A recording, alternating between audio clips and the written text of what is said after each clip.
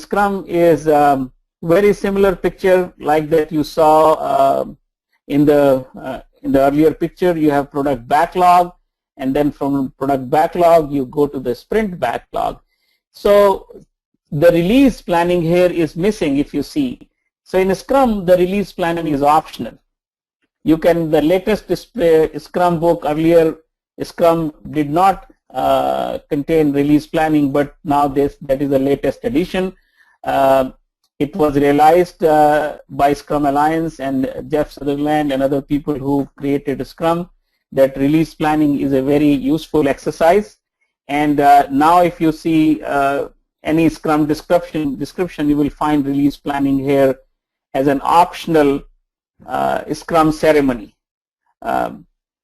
Other than that, you have other ceremonies or other things in Scrum as it is. You have sprint backlog that you execute in every sprint. Sprint is equivalent to iteration. The sprint could be 2 to 4 weeks. Sometimes it is even 1 week. And at the end of the sprint, you have potentially shippable product increment. So what does this tell? That you have something that can be put in production. And this is one of the very, very difficult things to do that many teams face, that they are not able to create a potential shippable product increment or a component at the end of the sprint. And their component or the shippable increment go across multiple sprints. So it's a difficult thing, but that's what the Scrum is about. And then you have daily Scrum meetings, as you all know about it. Okay, so I'll stop here for a few minutes, few minutes, and let's check if there are any questions that have come up and I need to answer. Okay, I don't see any questions, new questions in the chat box here. Does anybody has any questions before I move forward?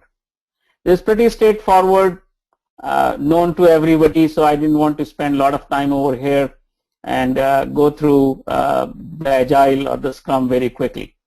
Okay, let's talk about the Scrum roles. So product owner is the very first role, as you see it here. Product owner represents stakeholders and it's voice of customers. So he or she represents the business. That's what you can say. He or she represents the business, the end users, the customer, the sponsor, stakeholders. So everybody on the business side of the word, that is what the product owner represents. And he or she is accountable to ensuring that team delivers value to the business, and he or she maintains product backlog. We'll talk some more about that, but that's at a high level. That is the role of a product owner.